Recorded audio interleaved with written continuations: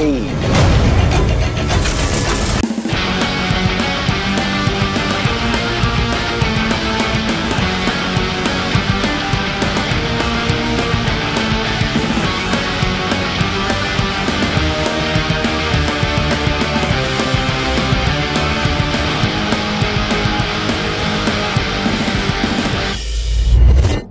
Saya Agus, balik lagi di Kolom Sinema. Saya mau bincangkan salah satu film garapan Guillermo del Toro yang berjudul Nightmare Alley. Tetapi kawan-kawan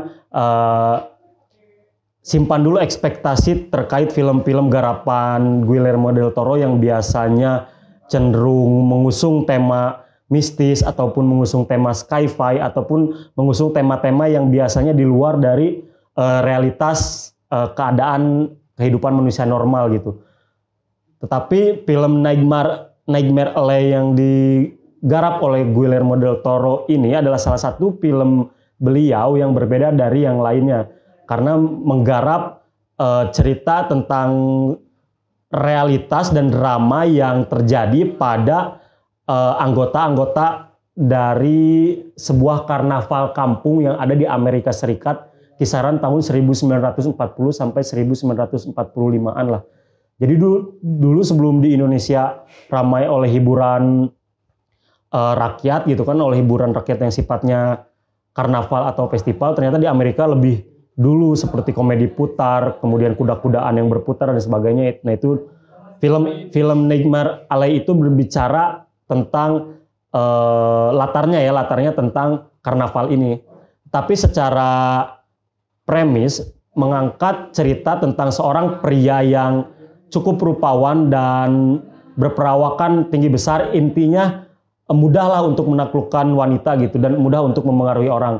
Nah pemuda ini tanpa dihantarkan lebih dulu tiba-tiba dia sudah masuk ke sebuah lingkungan karnaval tersebut dan dia dengan cepatnya mudah dikenal orang dan dengan cepatnya mudah punya pekerjaan di lingkungan karnaval itu dan dengan mudahnya pula dia dapat dikenal oleh orang lain berkat kegigihannya untuk belajar trik-trik yang ada di karnaval itu, dari mulai trik mentalis, kemudian trik membaca kartu ataupun trik membaca karakter seorang hanya berdasarkan penampilannya.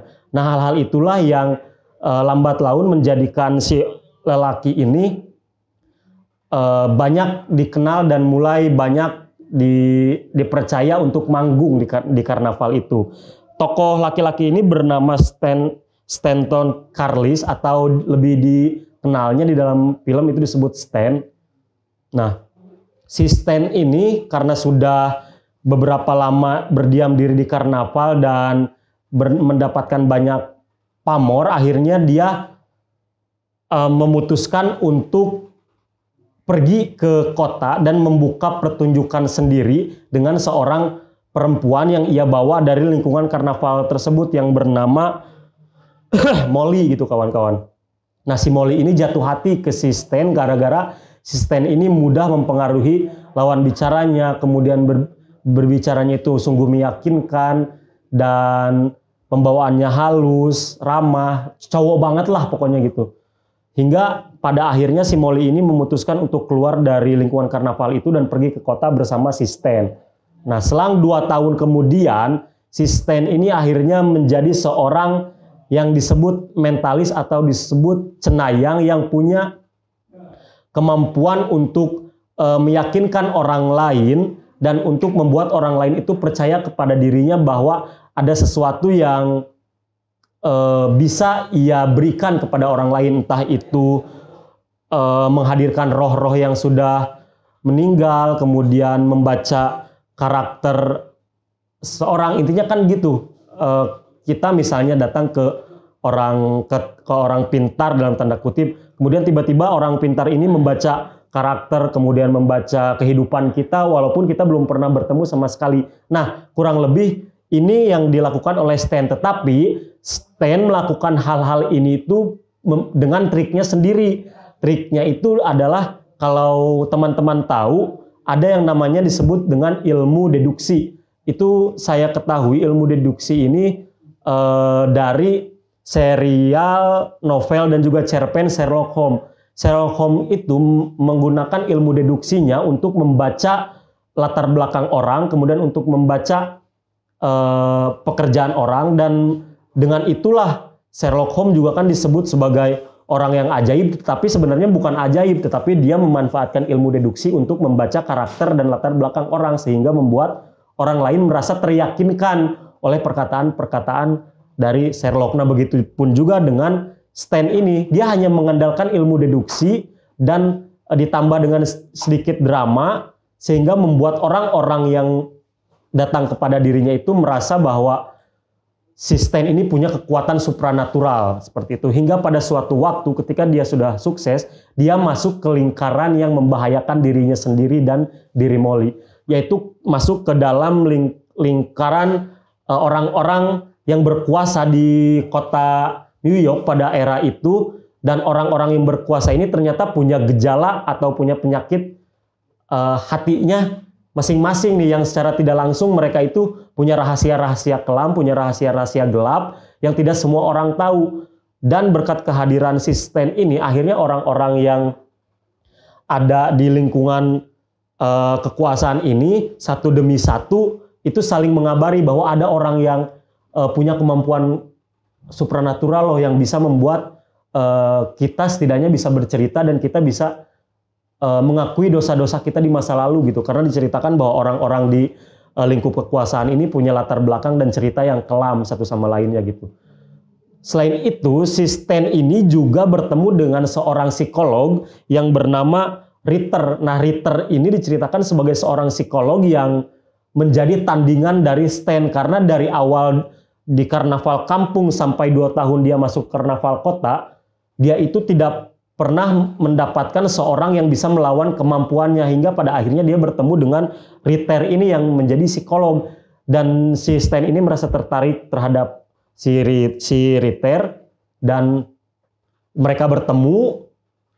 Pada akhirnya si Stan ini meminta kerjasama kepada si Ritter untuk memberitahukan apa saja kelemahan-kelemahan yang ada pada orang-orang di lingkup kekuasaan ini, karena si Ritter adalah psikolog atau dokter yang menangani juga beberapa orang yang ada di lingkup kekuasaan ini, karena mereka hampir semuanya itu problematik, orang-orang problematik.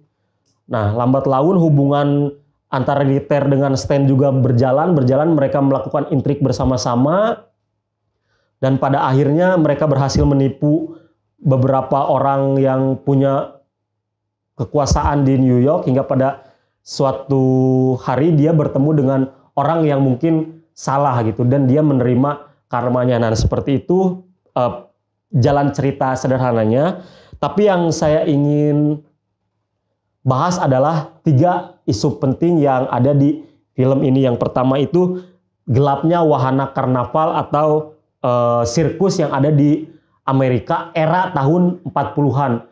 Karena di sirkus atau di karnaval-karnaval mereka menghadirkan bukan hanya semata orang yang dianggap tidak sama dengan orang lain, tetapi juga mereka menyiksa beberapa orang untuk dijadikan wahana pertunjukan yang bisa disaksikan oleh orang lain. Seperti ada di salah satu scene filmnya, mereka menyiksa orang, kemudian orang itu dibuat gila, dibuat stres, dibuat tidak mengenali dunia dan tidak mengenali dirinya sendiri, hingga akhirnya orang ini dibuat tontonan yang bisa ditonton oleh pengunjung dengan membayar 25 sen, dan orang ini semacam dikerangkeng, dan saat pertunjukan kerangkengnya dibuka dan orang ini dilemparkan seekor ayam, dan orang itu dipaksa untuk menggigit leher dari ayam itu. Nah, itu pertunjukan yang kelam banget.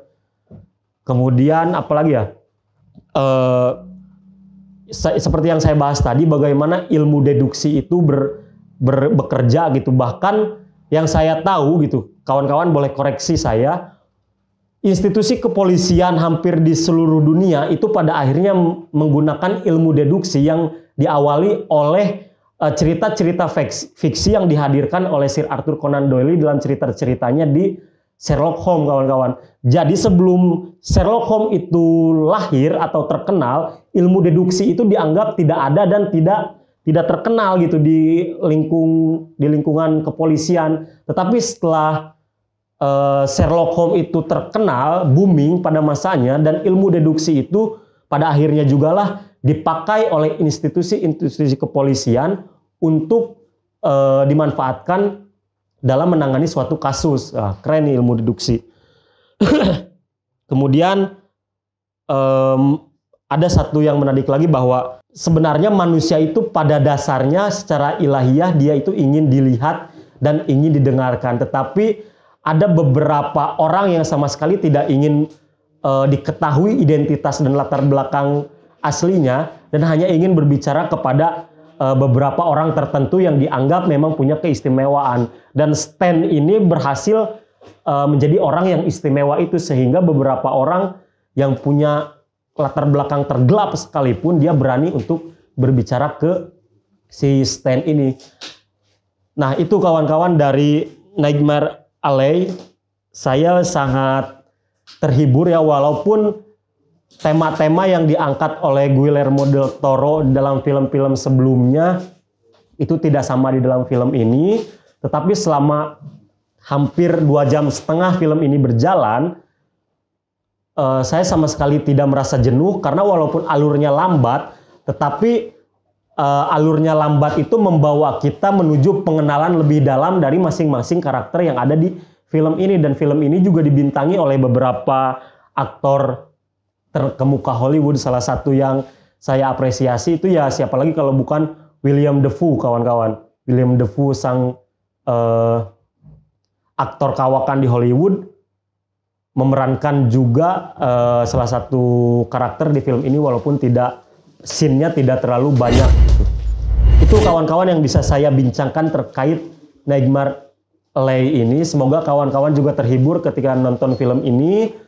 Silahkan komen di kolom komentar kalau kawan-kawan sudah nonton. Bisa disaksikan di Disney Plus, kawan-kawan. Dan jangan lupa komen serta subscribe juga, like maksudnya, dan subscribe juga Langgam Pustaka TV. Dan tunggu perbincangan-perbincangan berikutnya terkait film ataupun series hanya di Kolom Sinema. Terima kasih.